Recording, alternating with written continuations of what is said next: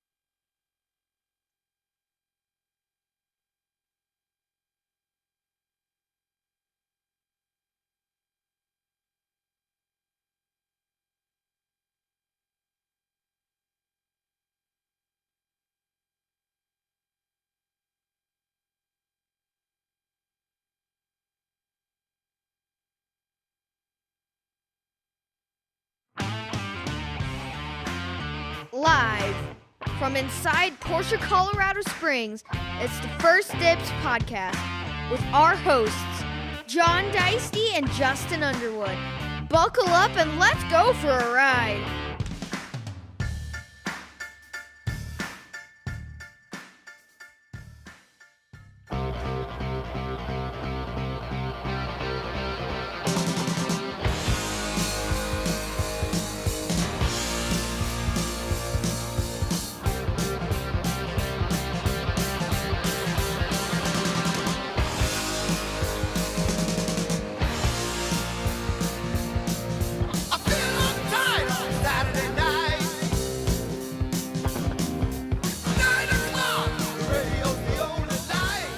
Welcome back, everybody. Yeah, welcome back to First Dibs. We're on the opposite side of the screen tonight. That's right. It's a little bit different. Yeah, but thanks. We're back. Absolutely. It's Friday. Welcome. Happy Friday the 13th. I know. How creepy is that? I should have played something creepier. We'll do that on the outro. Right. Yeah. I can't play Michael Jackson. It'll get us shut down. That's right. Well, this is the First Dibs podcast from inside Porsche, Colorado Springs. I'm Justin. I'm John. And we have a guest with us tonight. Yeah. Hey, it's been a while since This is we've had a Brandon. guest.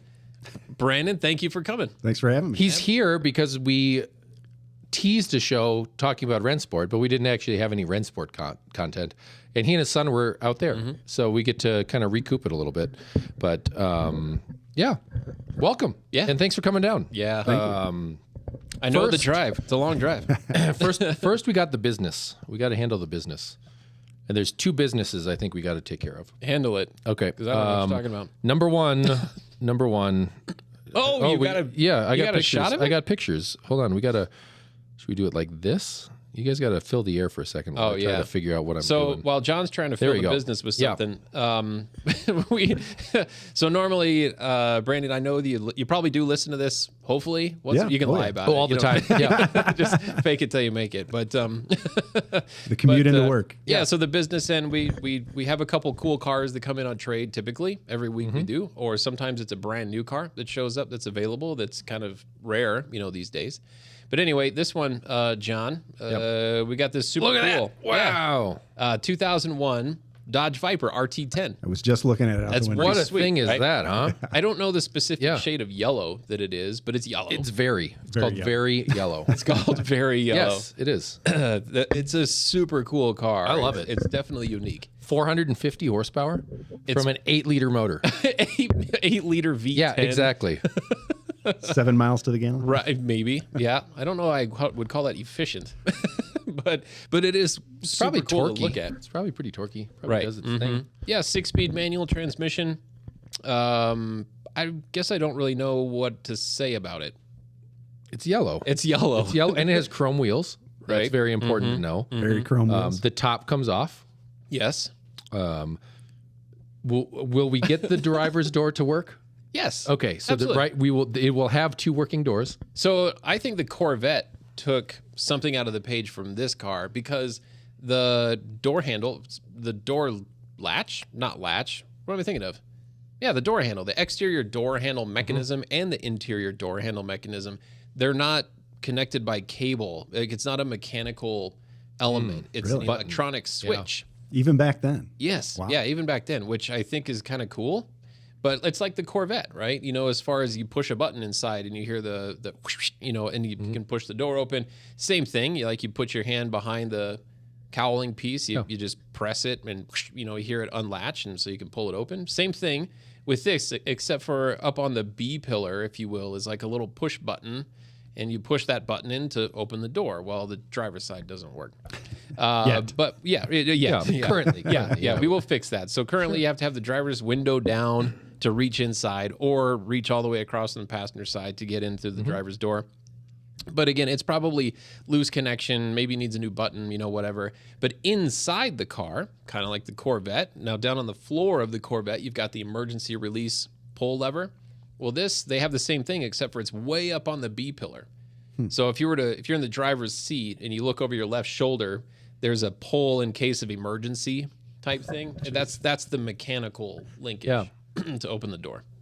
It's cool. But inside, the normal handle works. Yes. Yeah. Mm-hmm. Do you remember the Mercedes SLS, the new Gullwing? Yeah. Kind of the modern interpretation. Exactly. Yeah. That thing had explosive bolts in the tops of the doors. In the hinges, so if you flipped it, you could explode them off and still get out of the car. Yes. Can you imagine the repair bill on that for exploding the top of your car? And losing your hearing and possibly the top of your head. Jeez. Right? I don't know. Yeah. Good idea. I like that card anyway. Mm-hmm. So anyway, there's our Viper. It's pretty sweet. Yeah. And the transport driver that dropped it off. Mm-hmm. Yeah, that's him. He also picked up the Corvette. That's right. And we should just hire him as part of the dealership. No. It was an out and back run. He was a nice guy. Don't get me wrong. He's done a lot for us. He's very familiar. Yeah. Mm-hmm. Anyway, nice guy. Thanks for watching. All right. You know much more about this next car. Number 2 is a Shark Blue. Yes. Boxster GTS 4-liter. Brand new. Also known as a Spider Touring. It's not really, but no. John's trying something new. Well, no. That's how I think of it. Because it's an easier, softer Boxster Spider with a power top. Right? And there's differences. It doesn't have the same brakes, doesn't have the same front suspension, but the 4-liter heart of it is the same. And it's an easier way to get into that. So for the people that want that 4-liter naturally aspirated motor with the Scream, but are they need to be able to put the top up and down. Right. While they're in the car rather than getting out of it for 45 seconds. Right. We should time that. Let's do that. Important question. Yeah. PDK or manual? This is a PDK. PDK car. Womp womp. Yeah. But again, I've been talking with a lot of people lately and just about how the PDK is just so darn good. It's better. It's better in no every doubt. way. It's better. It's just not a manual. And save the manual. Yeah, no, I agree with that. I've got 2 Cayman GTS 4-liters on order, both manuals, and a Boxster on order PDK. So the split there is actually a lot greater than I thought. Usually I think, what do you think? 1 in 20 911s are manuals? Are manuals. Oh, probably even fewer than that. Yeah. Mm-hmm. Which it hurts me a lot too. We have a manual transmission 992 Carrera S. Mm-hmm. Carrera S, yeah. Mm-hmm. Carbon roof. It's super cool. Yeah, they just took pictures of that today. Mm-hmm. I think I'm going to need to see that before. Yeah. No, that's quite a car. We're still open. Yeah. Legally, I can do paperwork. Always open. Exactly. But this is a cool car. Shark Blue, GTS interior package, stitching in red.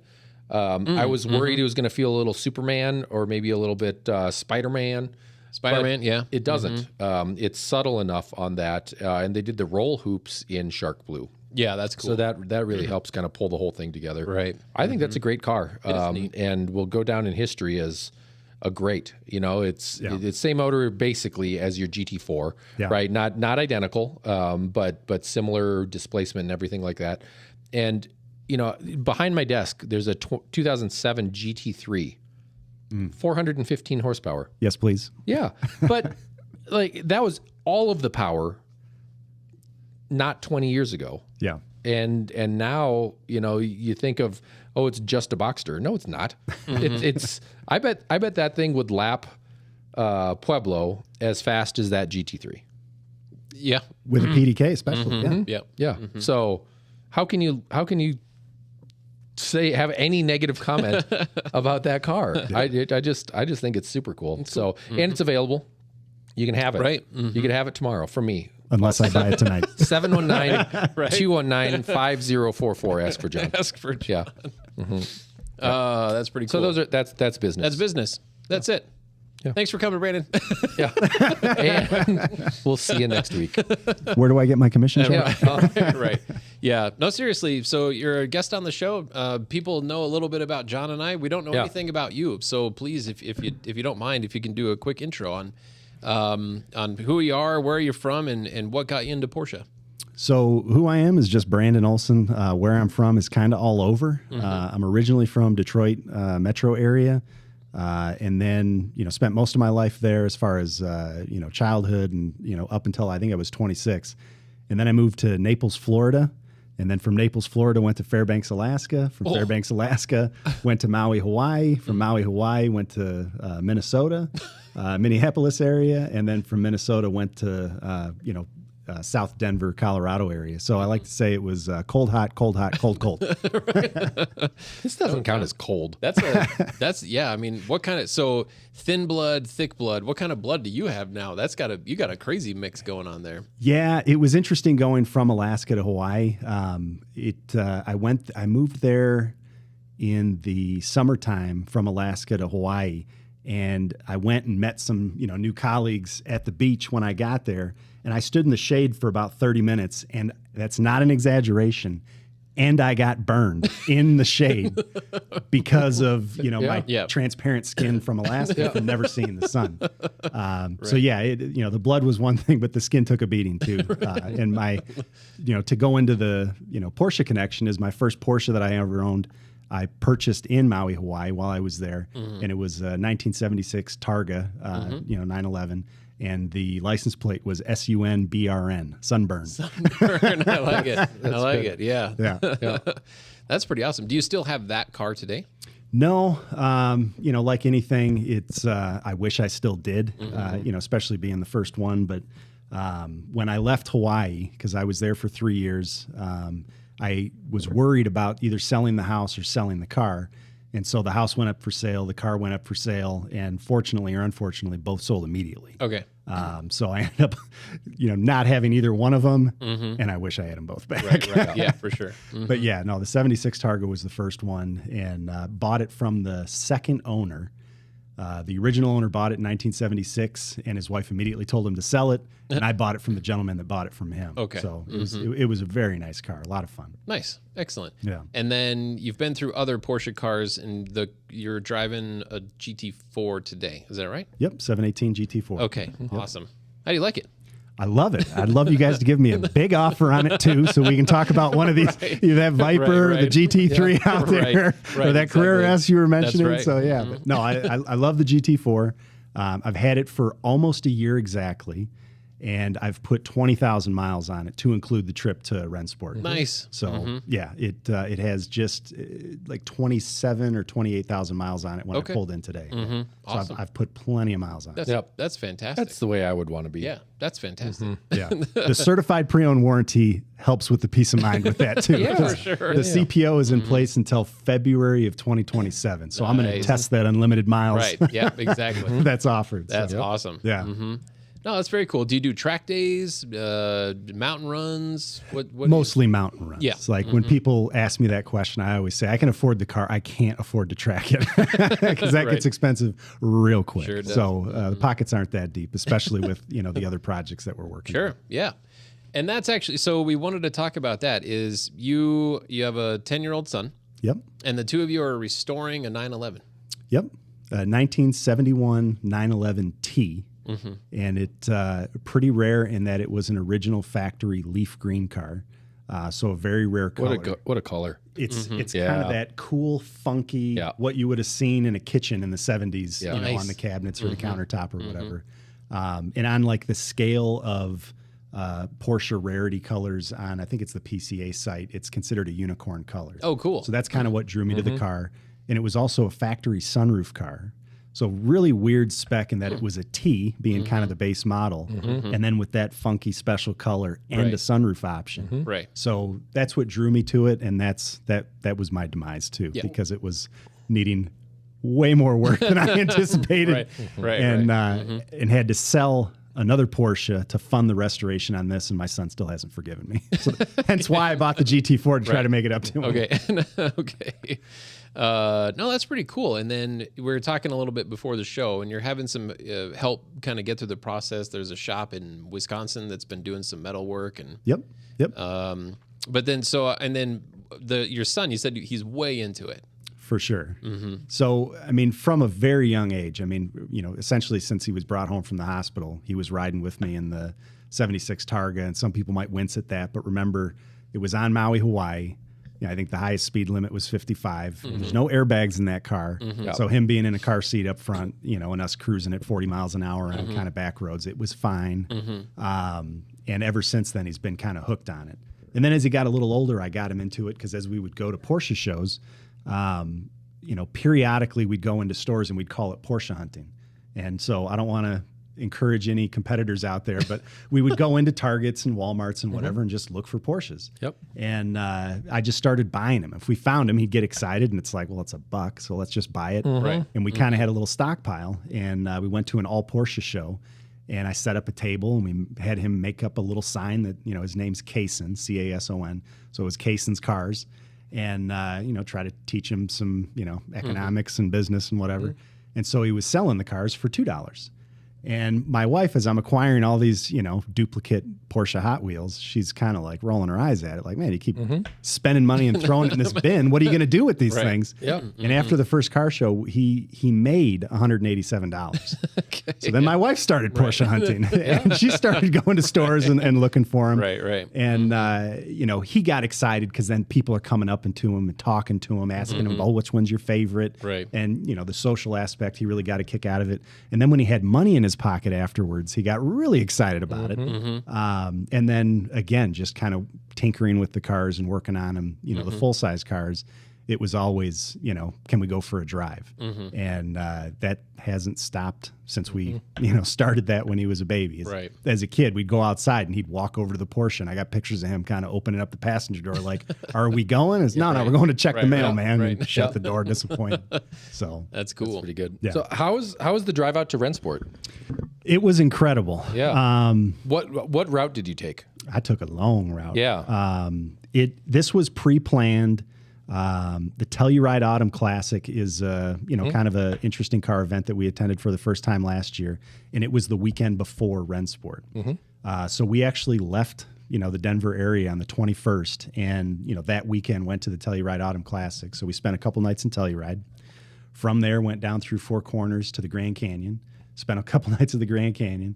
Then drove up through Vegas. Stopped at the Hoover Dam and Lake Mead, and then spent the night just outside of Yosemite. Then drove and spent some time through Yosemite, and then made our way to Monterey. Did all 4 days of Rennsport in Monterey. And then even after that, we kind of drove up the coast, up to Eureka, California, spent the night there, and then went up to Redwood National Forest, experienced that, came back down, went over to Reno, and then to Salt Lake City, and then we stopped at Dinosaur National Park on the way back home, and then made our way back home. So it was 4,165 miles from home back to home, and it was amazing. Yeah. That sounds fantastic. Just real quick, I Yeah. need you guys to continue. We got Okay. a slight security breach next door, so I'm going to go check that out. Somebody's going after that Viper. Oh, hey. will Bring be your back. camera here. We'll link you in. Let's have you grab your phone. We'll get you paired up, and if we see anything interesting, We might need a crime scene there. We'll put you on air. All This is going to be fun. We've never tried this before, but it should work. Is it going to work? Switcher, yeah, it'll be fine. You shouldn't drop our Wi-Fi. Yeah, there you go. But I think That way we can keep you monitored, and if we have to leave, I got an empty wine bottle somewhere I can smack somebody on the head with. Run, hide, fight. Yeah. All right. So was that your first time in Monterey? Yes. Yeah. I mean, as a kid, we kind of drove through California once, but that was the most time I'd ever spent in California for sure. What a place was that? It's amazing. We went down to kind of the beach. Yeah. And him growing up on Maui, I mean, he was there when he was a baby. He didn't really experience much or remember much when he was there. But, seeing him back down by the water, at the ocean, at the Pacific, which is where we have all the pictures just from, Hawaii. Yeah. It was a cool experience. And he's a water kid. So. Yeah. No, that whole peninsula was just heaven. I was surprised that property values were as low as they were. Yeah, I mean, when Like, you consider the area and yeah, what's accessible yeah, from no, there, it's it's just- kind of the sweet spot. God, what a place. So yeah, no, I was pretty into that. So And you took your son to that too, right? not Rennsport, but yes, to Car Monterey, Week. yeah. Exactly. And I don't know how I'm not going to go every year from now on. Yeah. It was just that special of a Yeah. place and a weekend that, like, I suggested that we needed to bring everybody next year, and Lewis was like, "No, no, we really don't. It can be just us, Yeah. and that'll be just fine." So My son was saying Yeah. kind of the same Yeah. thing. Is, oh, Yeah. it'd be cool if mom was here. And he's like, oh, it's pretty cool with just us too. No, never mind. I was wrong about that. Yeah, but we didn't get out to Laguna Seca, which bums Really? me out because we had just had too many full days of stuff, so we didn't get to go see the historics or anything like that, which I think will be, a priority next year. But I was worried that even doing 4 days of Rennsport, Yeah. it was like, man, that's 4 days. That's a lot of time. And I was kind of planning that's a lot of Porsche. sub trips. Did we? We got Justin. He's fine. He's okay. His camera's upside down, but he's Rookie move. Here, should we put him on? Yeah, here I'm gonna put us on with him just so everybody can kind of see this. He's doing the lot walk, but yeah, too many days. Well, no, that's the thing is I was worried that it was going to be Yeah. too much Porsche, Yeah. too many days, and that I was kind of planning sub trips to kind of get out and see other things. Wasn't possible. I mean, we ran out of time. Yeah. It flew by. Yeah. Still didn't see everything. Weren't bored for a second. I mean, it was incredible. I was shocked at just how much there is and how you'd think there'd be enough time, especially if it's Rennsport and it's all in one spot. Yeah. But I think when we went to oh, hold on, he's trying the alarm. Oh, he's not focusing on the code. But Kill the camera. Yeah, he's like, ah! Now everybody's gonna get in. No, the just when we were at Pebble for the actual concours, you're looking around and it's just totally overwhelming. Yeah. So if you see a car you've seen before, I kind of just walked by it, which meant I missed the roof owned 901. That's the old. boy. So like I walked by it, Yeah. but I didn't sit there and look at it and take it in. Yeah. Because it was a 911. We get all kinds of awesome 911s through here, and I felt like, well, I've kind of seen that. No, you haven't, you idiot. Get over there and look Yeah, at it. exactly. That's the best 911 in the world, sitting right there in front of you, and you Yeah. just kind of wandered through because everything else was just a mind explosion of just awesome. And Yeah. I can't imagine that when it was, like Porsche's our brand, Mm-hmm. and this is Mecca and the best Porsche stuff in the world, right? Yeah. So you've probably got not just the best 911 in the world, but you've probably got the best 30 911s in the world. Yeah, it's tough to take it all in, and it's interesting too because you kind of have to know the history of it to appreciate it. Because you can walk right by that original red 901 prototype, Yeah. and if you're not aware of what it is, Yep. you just think it's another long hood or a very beautiful, well done Sure. long hood, even. Yeah. But to know that that's kind of the Yeah. genesis of what we've grown to love, it's Yep. like. There's no more significant 911 out there, and you could walk right by it because Mm-hmm. Yeah. of everything else that Yeah, you've seen. at exactly. Rennsport. It's I can't. I'm glad we did the trip we did. I'm super bummed to have missed Rennsport because it seems should be like, bummed. Yeah, it just seems like the right one. So I'm gonna have to start working on my Porsche vacation budgets because Luftgekult, I got to go to one of those. Yep. And then get to the next. Luckily, I have 5 years to save up for Rennsport. Yeah. I only have like 8 months to save up for the next car week.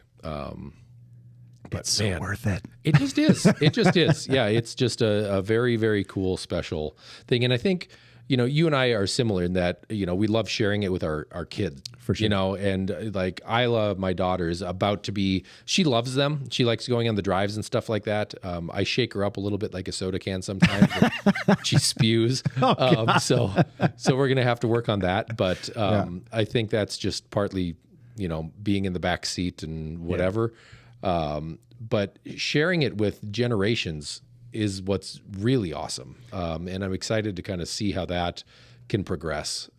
It just, Well, and it's a fun hobby. That's kind of how you and I met. Is I Yeah. had come in here, and how it started is you were talking about Pikes Peak, and I was vaguely familiar with, the Pikes Peak hill climb. Yep. And you were saying, yeah, we take the family up there. We, experience that together, and it's obviously close. It's in our backyard. You should consider it with your son. Yeah. And I did. And again, a smaller scale event, compared to something like Rennsport. Sure. Not Porsche centric, but very Porsche heavy, obviously. Yeah. Yep. And, so hearing that from you and getting to experience that with my son, it was like, oh man, like you said, this guy speaks my language.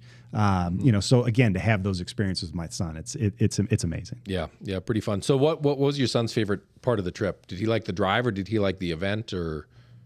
Well, that's what was interesting is when we were talking, both on the way there, as far as like, oh, what are you excited about? And then on the way back, what were you the most excited to see? It was like every time I asked him, it was something different because he remembered something different. Sure. Mm-hmm. But I mean, his favorite car there was Rexy, the kind of dinosaur themed GT3. Okay. It's all green. Yeah. It has The the teeth. GT3R, the current race car. Very famous Yes. looking. I mean, you're kind of seeing it all Yes. over the internet. Yeah. Now shout out to, I think it's AO Racing. But seeing that car, talking to the drivers, getting an autograph on his shirt, because we got him a Rexy shirt. And, I mean, that was a highlight for him. Meeting Magnus Walker was kind of a highlight for both of us. Yeah. And it was so random, the encounter, that he didn't realize in the moment that the car that he was getting Magnus Walker to sign, 227 or 277, that was his car. Yeah. So I was like, Case, and I grabbed him, threw the car in his hand with a Sharpie and said, that guy over there, go get his autograph. Yeah. And so he, runs over there and, kind of waits his turn to talk to him, because obviously a crowd following Magnus. Yep. And Magnus was great with him, of course. Yeah. And, we take the picture and I'm like, how cool was that? And he's like, oh, that's pretty cool.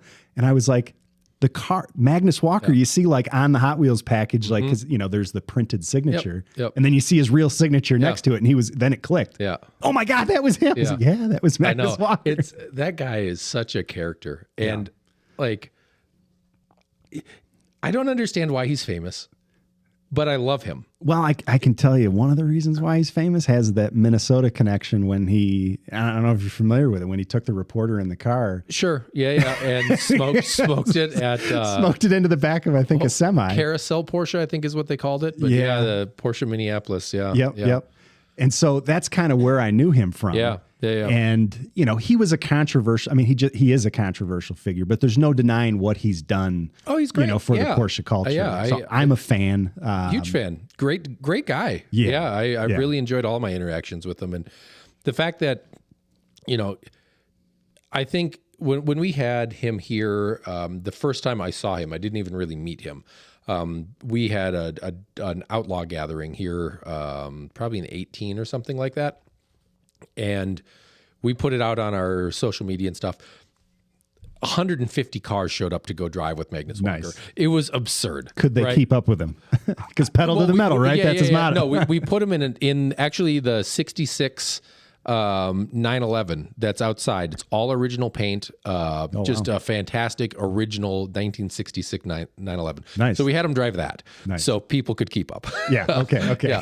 But kind of handicapped him a little bit. Exactly. You got to have the Magnus handicap. But we had an event down in the showroom downstairs, and like I think the plan was to leave at 10 o'clock and go on the drive, and he spoke, reading like excerpts and talking about chapters of Dirt Don't Slow You Down for probably 2 hours. Oh, nice. And then the line for autographs started. Yeah. And then it was another hour and a half for autographs. So it's like 1:30. and now we're all getting to go for the drive. Yeah. And everyone stuck around. Yeah. What a cool experience. Yeah, it was just really interesting. And I'm amazed at how he can keep people's attention for that long. Yeah, I mean, it's just he's such a unique and interesting guy, and just his whole story. We watched you the whole way. We had your back. Yeah, your camera was upside down, but we've got you. I didn't see anything out of the ordinary. We're glad you're safe. Yeah, me too. Yes, exactly. That's kind of creepy, man. Yeah, welcome back, and we're talking about Magnus. And the first you heard it here first. Exactly, and the first time we had him here and did the outlaw drive, and there were like 150 Porsches waiting to go, right, and he had to read his whole book to us. Story time with Magnus. Yeah, exactly. And then autograph everybody's thing, and it's like, oh, what's your name? Yeah, and write which is how cool is that to have somebody like pay attention, not just like squiggle on stuff and next. It's here's my half-ass signature. So I don't know. I think the guy's awesome. They got to meet him out in Rennsport, which was what spurred that. Yeah, and again, like you said, as far as being so personable, like bent down, talked directly to my son, and like wanted to hear what his name was, wanted to hear what he had to say. What is your favorite cars that you've seen? I mean, was like talking to him, and there was an entourage, following him. But it like stopped, and he was, shoving stickers in my son's hand. Hold on a second, I got another one here. Yeah. Just fantastic experience for him. Dude's cool. Yeah, very, very. We're glad you're safe. So do you want to go check it out? Do you want me to run? Are you okay? I just got to report back. I just got to report back to the alarm. Okay. Yep. Yeah. Keep going. You're fine. What was the passcode again? Yeah, exactly. Right. I was cognizant. I know. I was about to take you off camera. That's funny. Yeah, but okay. So, car you would have taken home. You only can pick one from Rennsport. Can't be a race car. Can't be a race car. Okay, it can be a race car, but the race car has to be street legal. Ooh, that limits it. Because I was going to say the new, 911 RR, the R Rennsport. I mean, that thing was naturally aspirated. Is that 620 horsepower, sequential. It was one of the loudest cars of the weekend. Yeah. And you think like modern cars are quiet. No. Track only. It screamed. Yeah. I can't have it though. It's track only. Yeah. I don't know. I mean, I really like seeing like the 959s. And it was crazy because they kind of had a VIP parking area and there were 7 959s under the roof. And what is there, like 247 or something ever made? I mean, it's a really low number. Yeah, it's a low number. And I'm seeing 3, 4, 5% of them all in one spot. That's absurd. So yeah, I mean, the 959s are cool. I mean, Carrera GTs. I appreciate the 918s, but I don't know that it's a car that I would, push somebody out of the way to take home if there were other stuff in the lot. But I'm a big fan of the 959s, like that kind of era. And, I guess I kind of have somewhat of a personal connection to 959s. When I moved to Naples, Florida, my business partner at the time, he actually had, kind of a side business designing websites, and Peter Schutz had just come out with his book, The Driving Force. And Peter Schutz, former CEO of Porsche, and, arguably, he's a controversial figure too, but, kind of the savior of the 911. There's that story of Peter in the meeting talking about the 911, and they kind of had the, life cycle of the different models that were out. Yeah. And, it stopped. Yep. And Peter stands up with a marker and whites off the board, on the wall, down the hall, around the corner. Right. And so to hear that story from the man himself, because I got to spend time with him, down in Naples, Florida when he was down there. And, having that experience, hearing stories about the 959 and obviously his, saving of the 911, it was a cool experience. And kind of the other funny thing, kind of another side story to that was, he had friends from Porsche come and visit him down in Florida. And they're like, "Oh, Peter, what are you driving?" And he's like, "I got a Lexus SC430," and his, wife had a RX, whatever. And they were like, we can't have the former CEO of Porsche with only Lexus in his garage. And so at least at that time, what Porsche was doing is they were basically sending him, essentially like a corporate loan or demo car. And so he always, had a 911. And, again, even hearing that story was kind of cool. So that's kind of, back then when I was experiencing that, that's kind of what got me more passionate about the 911 or the 959, appreciating that. And then again, at that same time, kind of another unique story is Porsche of Naples. I remember going around that same time to go visit Porsche of Naples, and they had 4 Carrera GTs, brand new, on the lot back in 2005, 2006. And there was an all white with white matching wheels, all red with red matching wheels, and then there were 2 black ones. And I mean, you see silver ones all the time. And you probably could have got a discount on them. Probably. A steep discount. Yeah, I mean, back then, I remember around that same time, there was the Ford GT was out, and it was kind of, the market was crashing. Things were, not going well, 2007, 2008, even 2006. And there was a brand new Ford GT when I was moving from Michigan to Florida, And the dealership called me, and the sticker on it was like 129 or something. And they said, we're trying to get rid of it for 99. And I was like, ooh. Yeah. All right, I can either buy this business in Florida and move down to Naples, or I can have a Ford GT brand new. Right. Yeah. And obviously I took the business deal in Florida and moved down there. But looking back on it, I was like, I should have bought a handful of those. Yeah. That's pretty wild. That is crazy. Yeah. So 959 is the take home car. Yeah. Would you do a I daily it too. Canapa car or an original? Well, I mean, it's tough. I wanted to go to Canapa and see. Yeah, I haven't seen them either. Yeah. I talked to people who did, head that way and check it out. And, their kind of impression was if Rennsport wasn't going on, that would be an amazing stop. But it was like going to Canapa and then seeing that stuff. And it's like, a lot of that same stuff or very similar stuff is over at Rennsport. So that's one of the reasons I didn't make it over there. But I don't know. I would like something with some patina, and again, to just drive the wheels off of it. Because, I mean, when people, I don't know if we talked about this, so I daily drive the GT4. I mean, that's how I got to 20,000 miles on it. In the wintertime, too. And people lose their mind when they see that thing covered in grime and, snow and whatever else. They're like, why don't you have something else? And I'll tell them the same thing. I can afford to drive it. I can't afford to park it. So I daily drive it. So, I mean, whatever car I have had or will have, I want to be able to drive it. And that's kind of why I like the 959 is you could daily drive that thing as long as you can find parts and maintain it. It's something that you could use year round every day. The all-wheel drive system, the comfort level of it, the usability, the power band, like that's kind of the ultimate daily for a classic in my opinion. I like that. All right, counterpoint, Justin. Why is he wrong? For the 959? Yeah. All the things he listed, you can't find parts for it. It's very difficult to maintain. Okay. Yeah. All right. But no, I agree with you. Like all of the principles of that car, I think it was, it was to do a couple things, right, of its time. One, prove a point. Porsche makes the best cars on the planet. Yep. But two, it can be a daily driver, right? It's because it's the Top Gear episode, right? When they compare the F40 and the 959. The F40 doesn't have carpet, with the 959. See through the paint. Yeah, it's got plush, it's got air conditioning, adjustable suspension, adjustable headlights, all the stuff. It had tire pressure monitoring. Yeah.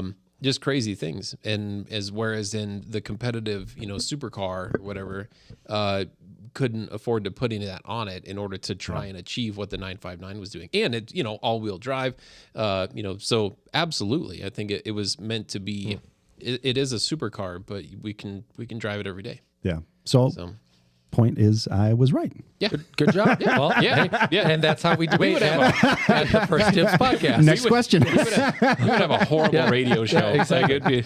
We'd just agree. It's like from old school. Well, that's exactly right. We don't have a rebuttal. that was perfect.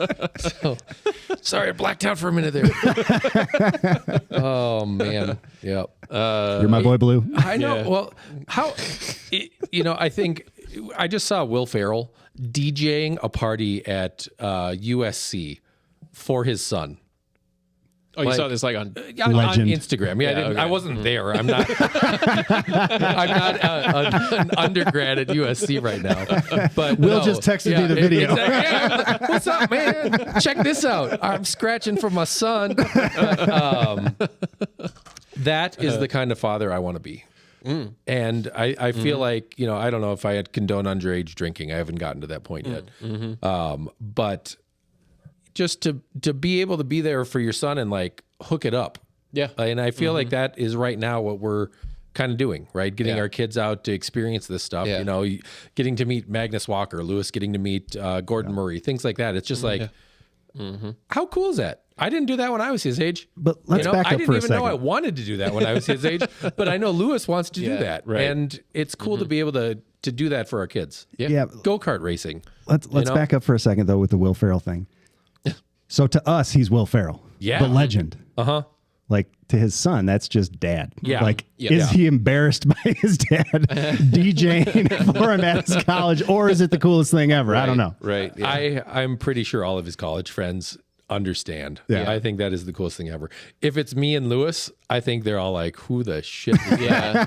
Like, Yeah. yeah. No, I don't have Will Ferrell cred yet. It's funny, like you're talking about, it's just dad, where just the other day, and this is small, like this is local celebrityism, right? So small scale stuff. But anyway, I was introducing, we had a young client here just the other day, kind of looking at updating his Macan, or upgrading his Macan a little bit. And then anyway, I'm introducing James, like the sales guy, to him, saying like, "Oh yeah, here we have this. This is, we've had a connection here for a while.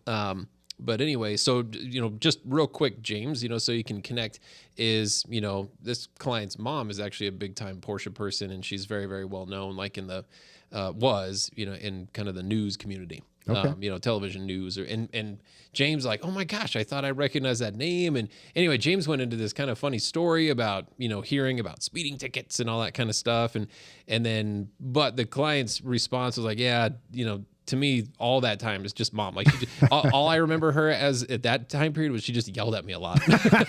Right? Yeah. But anyway, super small scale, but you're exactly right. Tim is just dad. So he's super embarrassed. Do you embarrass Lewis? I will. I can. Yeah. Lewis, are you listening? I'm pretty sure that's going to happen. Have I so far? Probably a little bit, but not enough. Oh, no. Yeah, not enough. No. It builds character. Right. It does. Yeah. No, he's got a pretty good sense of humor for Very him. much so. Yep. Mm-hmm. Way beyond his years. Something like that. Yeah, I think so. Yep. Mm-hmm. Lou's smart kid. No, that's fantastic. Yeah, my son races go-karts, and so I think we got into Formula One racing, doing the Drive to Survive stuff. It's hard not to if you watch. Exactly, Yeah. right. But I mean, anything that he does, he goes in kind of like Brenner, how he does it 150%, where it's studies and research, whether it's baseball or golf or racing go-karts. But then the racing go-karts and watching F1 stuff goes to, leads to going to F1 races. Oh, and kind of one of the funniest things, and he had to clarify some of this story. So he went to the F1 race in Spa this year. Jesus. And anyway, they had like kind of full access for a lot of the time. Walk around in the pits, for a lot of the, for several occasions, and not with just groups. I mean, almost kind of like free range. Jeez. And he's getting autographs from certain people, and he actually 3D printed a helmet, like a life-size helmet. Okay. And he wound up not taking that for some reason. He took his actual helmet. He's got this really nice carbon fiber helmet that he races with in his go-kart. And that he used to race with. right. Well, this is where it gets a little crazy. This is what he had to clarify for me. So anyway, he's taking his actual helmet that he races with, and people are autographing that. I think like Max Verstappen's dad, autographed. Still cool. Yeah, like there's multiple autographs on this thing, and they're using paint pens, right? Well, the first thing is he's carrying this thing. He gets it all the way back home or whatever, and then when he gets it home, it's almost like what it sounded like is he was going to be embarrassed showing up to the racetrack with autographs all over his helmet. So he just took like a Clorox wipe and just wiped everything off. And he said, "No, that's not what happened." He said, what happened is that after like the second or third autograph of this paint pen, his mom said like, "Oh my gosh, that's so cool. Is it dry?" And she, Oh, no.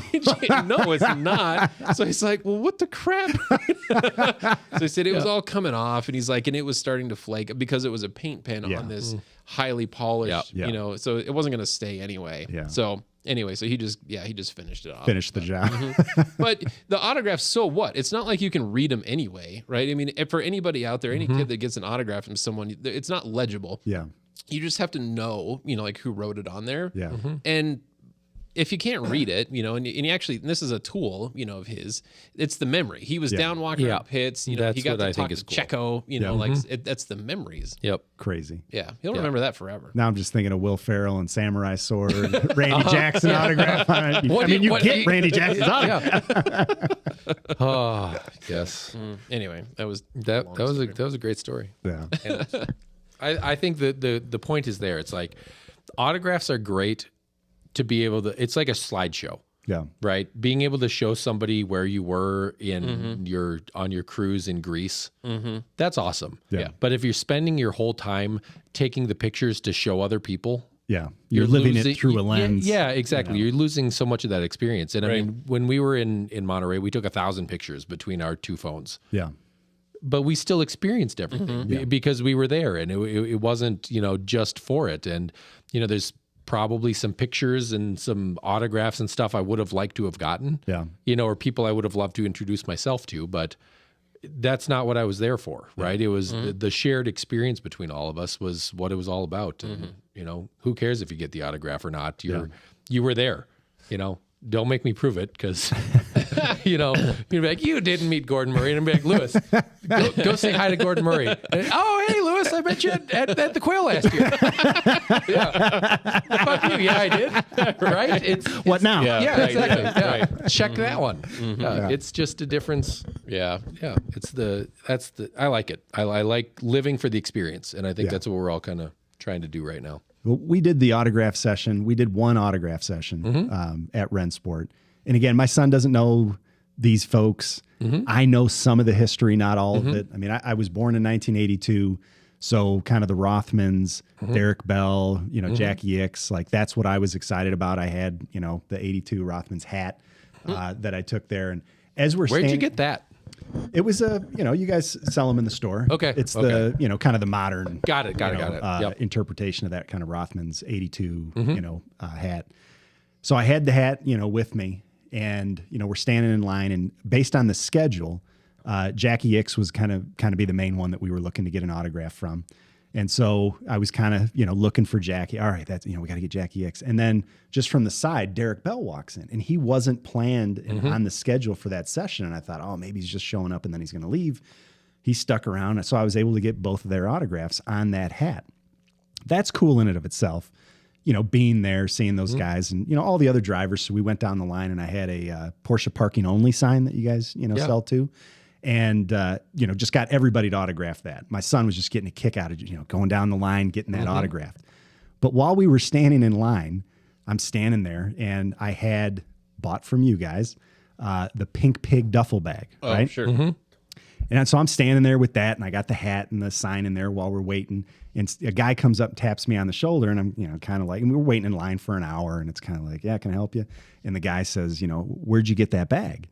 And I said, well, I mean, I bought it in Colorado Springs at the dealer, but, they sell them in the store over there. And as I turn, I look at him, and I'm kind of like, and it's Willie, is it Cowson? Is that how you say his name? The driver of the Pink Pig. Oh, wow. Just walks up behind me, taps me on the shoulder. Hey, where'd you get that bag? Like, I guess you can get him over there. And he's like, and I'm like, will you sign this, please? Yeah, right. Yeah. I'm fumbling for a Sharpie to give to him. And, so getting him to sign it, the Pink Pig bag. I'm telling my son, like that, the guy who drove that race car, like that was him. Right.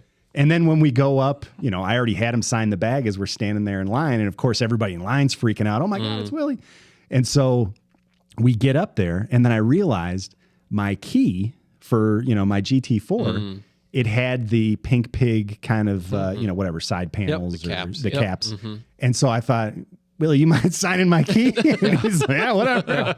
So he signs the bottom of it. I didn't bring it with me because now I got to, keep it because I don't want the, getting wiped off. But I got his autograph on the key too. And again, in addition to the parking sign. So it was just a cool experience other than just walking down a line and getting an autograph. Yeah, right. That's part of the problem about all these events is like, you have to like study before you go. Yeah. So like who to look for, who's going to be there, what are you going to do? Yeah. It's just absurd. Like everywhere you turn is somebody that you probably should know who they are. Yeah. And that's pretty fun. Well, and the people that you're just walking by that, could be a big deal that you're just like, I don't know. Because, I mean, Jerry Seinfeld was walking around. And I might have walked by him 3 times, but he's just wearing normal clothes. Yeah, right. He's doing his thing like we're doing through the crowd. I mean, so that's kind of the cool thing about it. Yeah. But to your point about having to do research, I say kid, the guy was probably in his 20s standing in front of us in line, and he's asking us, oh, who are you coming to see? And Jackie Ickes and Derek Bell. Oh, who else? I really don't know anybody else other than Willie that we just got our picture with. Right. Yeah. Mm-hmm. But, all these other famous drivers and people and, the history there, it's kind of like, again, that was one thing that I wish I would have done more of. And of course you go there and you get the program and you're trying to flip through it, but you've already walked by the person 4 times. They would have gotten their autograph. It's just too much history. Yeah. It's a lot. And that's what's kind of fun. You can pick what you care about. The guy that designed the car. Yeah. The guy that raced the car, the guy that restored the car, Yeah. the guy that owns the car. I mean, they're all probably pretty cool dudes. Right, the guy that raced the car in the historics, whatever it is. I mean, there's some interesting characters with all of it, and even just it's pretty fun. Fun brand we all fell into. Yeah. Yep. I got another cool story, even on the drive to Rennsport. So when we did the deal in Telluride, it was a poker run from Telluride to Silverton. And we had to drive through Uray? Uray. Uray? Yeah, okay. Yep. Mm-hmm. Drive through Uray. So on the way back through Uray? There's a few. There's Uray and Uray. Okay. And all right. We'll go with your way. we'll go with your way. I say your way. So we stop Uray. There's one of those too, right? Uray. There's the U and then there's the O. that one. There's 2. That's where we were. Uray. Yeah. Yeah. Hoorah! Hoorah! Just call it hoorah. Yeah. That spot. Yeah. We're having lunch, and my son. There was the Ferrari club was on that kind of drive. There was I think a Mustang club that was on that drive. So we're sitting there eating lunch. You see a couple Ferraris go by. He points them out. A couple Mustangs points them out, and then he goes, "Oh look, there's a black 911. Oh look, there's a black 911. Oh look, there's a black 911." Oh, look, there's a black 911. And I'm like, what? And I'm watching this. Yeah. There are 12 black 911s driving by. Right. Yeah. And immediately I'm like, prototype. And I'm like freaking out. Like, I didn't pay the bill. We need to get, and then I realized like, there's no way that we're going to get down to the car because we're sitting up on a patio to catch up to them. But we just saw 992 prototypes. 992. Yeah. Probably STs. We'll get there. We'll get there. Cool. So yeah, but wait, there's more. Yeah. So we get down, we get in the car, we start driving. We had to go back in that direction anyways. And, I'm looking on the GPS where our next stop is to pull the next poker card. And I'm looking to the left and my son goes, "Dad, they're at the gas station right there." So I'm like, shit.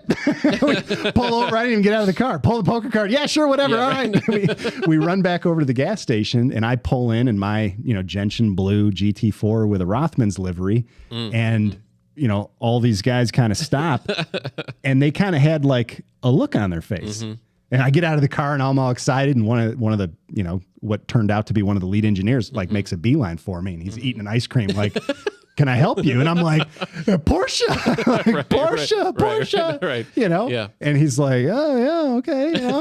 And I said, "Well, can I take some pictures?" And he goes, No. I said, "Well, what if I take a picture of my car and you guys just happen to be in the background?" And he said, "Please don't." I said, "Okay."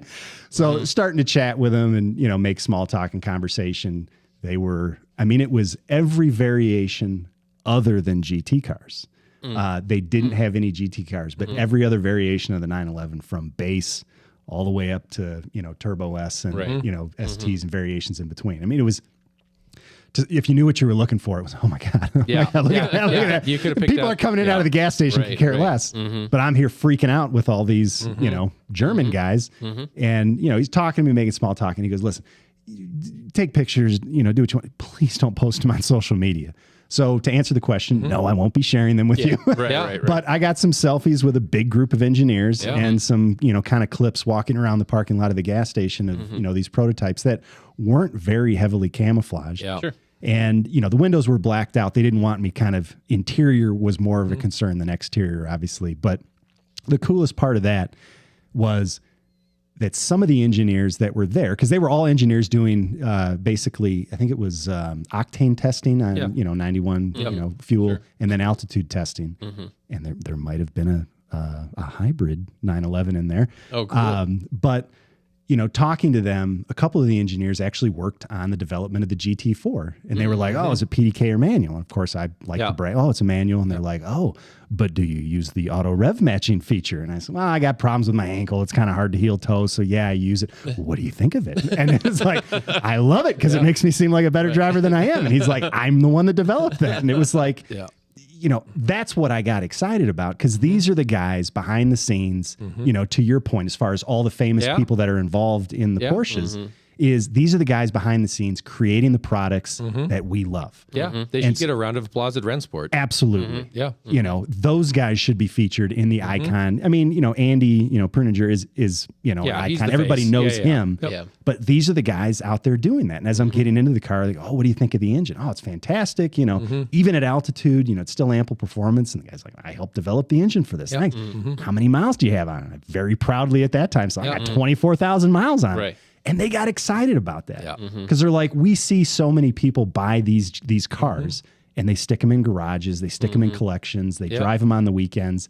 And they said, oh, we do cold weather testing. And I pulled out the pictures of my car covered in snow and says, so do I. And it works. I can confirm that for you. Yeah. So, I mean, they got excited about that too. So it was a cool experience. That's cool. That's a lot of fun. Yeah. So do you think the new one's turbocharged? Did you get to hear them?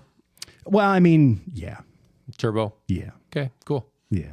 Now, whether or not that survives into production, I don't know. You don't know. Okay. It's gonna be all right. Yep. I did ask. I said GT4 RS. I said, no, it's not a manual. And I kind of jokingly, I said, do you think they're going to come out with a manual version? I kind of started trying to make eye contact with everybody all at once. And they all kind of laughed. I mean, kind of the history is now that the RSs only come in PDK, right? So I don't anticipate it. But man, if they do, I want one of those. Right. 250 cars for the world. Yeah, right. Yeah. Yep. They're all sold through me. Yeah. Call John. What was that number again? 720. Yeah, exactly. Call Nancy and ask for me. Right. Oh man, that cool. Would be that doesn't happen in every state. No, like the high altitude, any sort of Porsche testing. Yeah. I feel like it's here in maybe Nevada. Like they had just come from Arizona, apparently, doing kind of like the hot testing. Yeah. The Denver West Marriott. You keep saying that. Yeah, that's where you got to go. That's where they stay. Yeah. Nice. They've been staying there for 20 years. Do you think we can get rooms on Porsche if we say? Hey, this is Dr. Dicey. Give me your best accent. Come on. I have no German accent. Yep. Yeah. Hey. That's about all I got. Yeah. Gunslinging. But we should try that. Yeah. Just drop a business card. Like, hey, we're here. I'm here for testing. We're here. Yeah. I'm in my room, please. Yes, exactly. 502. Oh, didn't you just check out? Yes, I did. I'm checking back in. Right. Yep. I got a promotion. Give me something better. Yeah. No, one of our Porsche reps was just in town, and I don't know how he chose that place, but anyway, that's where he was staying because he had to hit all the Porsche stores in Colorado. Just figured that's fairly central. And I said, walk around back and see the parking lot that's off of the main street. And most likely there will be some cars back there. Yeah. But they watch him. Said, pull out your camera and see how fast they run out. Yep. Yeah. And I was going to get into the debate with him. You're in a public place. I can take pictures of whatever I want. But then it's like, then I'm probably not going to be too friendly with him. That's not going to go over really well. Right. No, access is worth more than a picture. Yes, exactly. No, for and sure. the story was cooler than any sure. close-ups I would have gotten. Yep. And my son got a kick out of it. Those are the guys that build these guys. Yeah, those are the guys that make this happen. Yeah, it's true. Their level of engineering is so unreal because, at least to me, because they don't know everything about the car, right? They know everything about the one component or the one function. Yeah, that function of the car. Like you say, the auto blip feature. Yep. Ask that guy how a transmission works. He has no clue. No. Right? But how to rev match, RPMs based on speed and downhill, uphill, like all that stuff. Like the guy's got it figured out, right? Well, and the fact that, these guys are engineers, it doesn't make them Porsche enthusiasts either. They like working for I'm sure they enjoy their jobs, but it's like, out of all those engineers that I talked to, only one of them came up and said, oh, yeah, do you like the car? Yeah, I love it. He goes, oh, my plan is to get one in a couple years. before they, go electric. So, and it's like, okay, so that's an enthusiast. The rest of the guys, like you said, they're just number crunchers. And I'd lose my mind if I got an opportunity to give feedback on a prototype on the road where it's just a job to those guys, kind of like, oh, it's just Mom, that's just Will. Right. It's just a Porsche where we're losing our mind, oh my God, it's a prototype. What's in it? Let me see. Right. That's a great experience. Pretty cool. That's super cool. Yeah. Okay, I got one left. Uh-oh. Got it. Smooth. So we've got in the corner over there, we have the 916, which is the way I describe it, it's a 1970 GT4 RS. Yeah. They did in 2016 the 911R, and now they're doing the ST. So basically, somewhere in there, we're about in 1970. If you are in product development at Porsche and planning the next special thing, what do you make? It's got to be 70 or newer. You're not counting the Heritage, like the U.S. Heritage GT3 RS? No, the 73 RS. I mean, I love that car. I love the 73 RS, but to me, the GT3 RS is not a 73 RS. It just has a paint scheme. Okay. So, if you want to make a new 73 RS, that's probably fine. But I guess. Right. I don't know where's Porsche going. And this isn't like necessarily what do you want, but what do you predict is coming next? How about that? We'll change it. I don't know that it's coming next, but something that I think would be cool would be a slant nose. And even maybe have pop-up headlights on it. There you go. They did what was it? The Moby Dick, 935. the 935. Like, Yeah. did that have headlights on it, or there were no? It does, but they're mounted below. They're mounted in the bumper. Okay, but something like that silhouette, that look, that is street legal. Like, I think that would be interesting. That's a great one. That's pretty cool. I hadn't heard that. Well done. So I won well twice. Done. Yeah. No. 959 and a slant nose. There's no debate. You're never coming back because you're right too often. Well, folks, appreciate you tuning in. Well, hey, no, I think that's interesting input. I think that'd be super cool.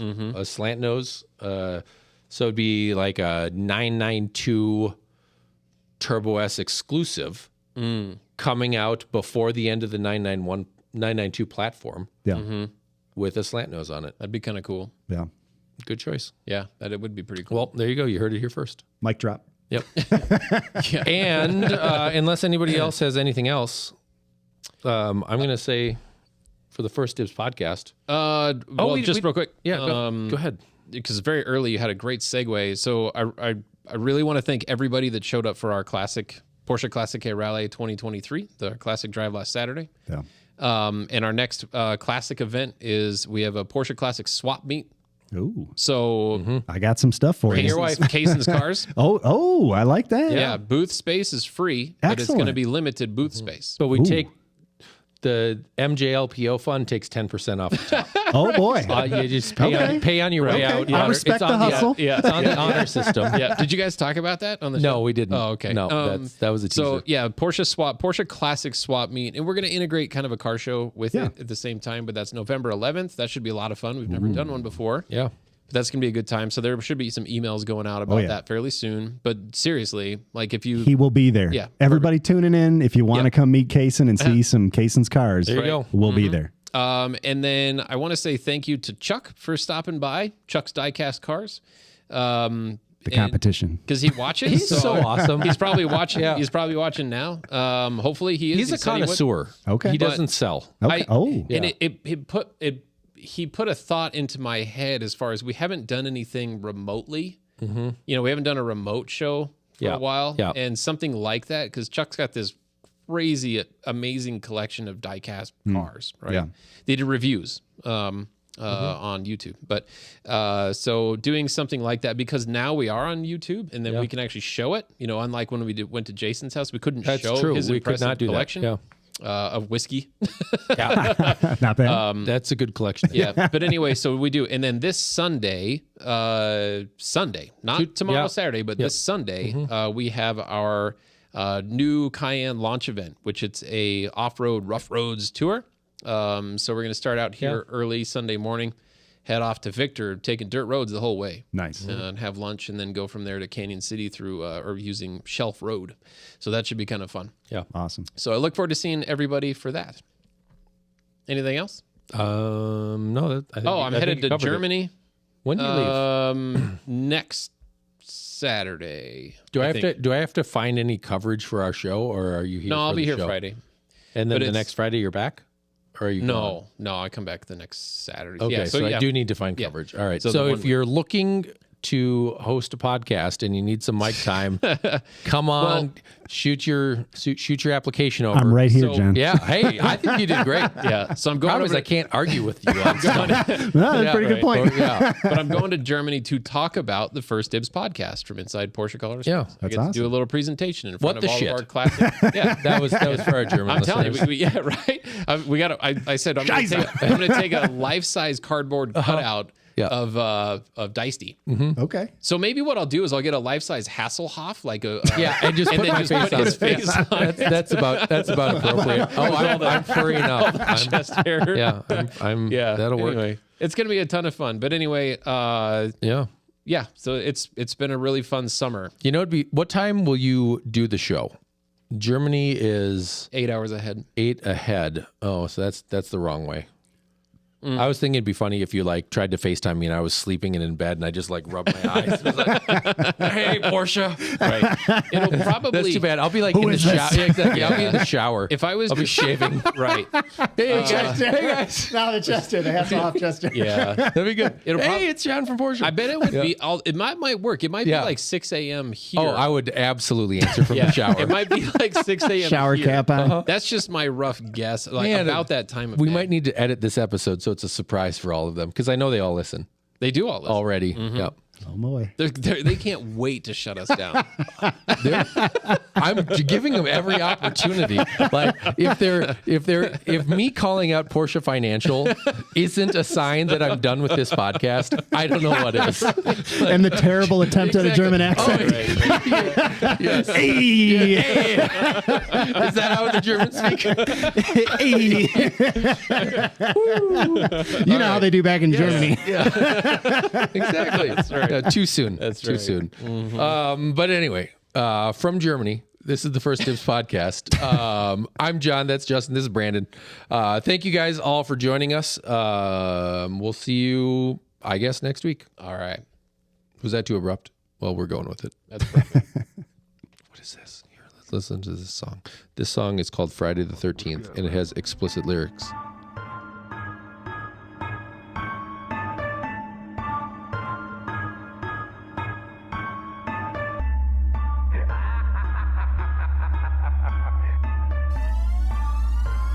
You are now listening to Smoke the Smoke.